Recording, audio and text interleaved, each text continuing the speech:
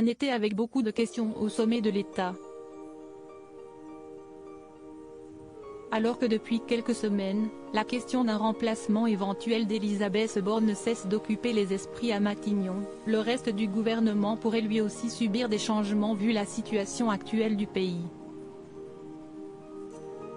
La réforme des retraites et maintenant les émeutes pourraient donner envie à Emmanuel Macron d'envoyer un nouveau signal, mais rien ne filtre, il ne dit rien, impossible de savoir ce qu'il a dans la tête, confie un ministre aux Parisiens ce 7 juillet 2023.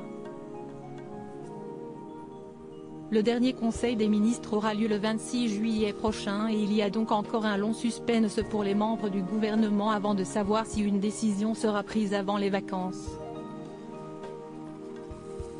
Si certains prônent le changement, d'autres craignent une surréaction qui ne donnerait pas une image très glorieuse de l'équipe en place.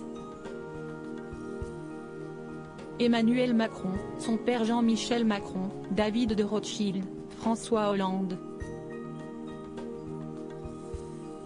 Ces hommes ont marqué sa vie. Emmanuel Macron critiqué pour sa gestion des émeutes tandis que les émeutes ont démarré le soir même après la mort de Naël le 27 juin dernier. Le Point a rappelé cette semaine que le président, parfois critiqué pour son attitude jugée paternaliste et élitiste, n'accordait pas au départ une grande importance à ces événements, encore dans l'euphorie de sa visite à Marseille.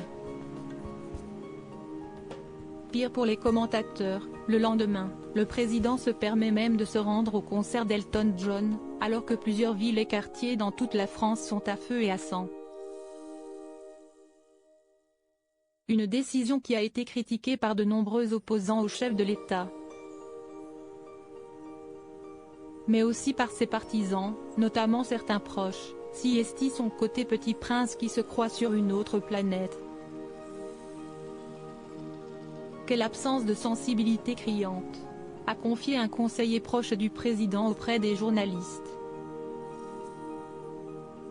Crédit photo, Ukraine présidence via Best Image.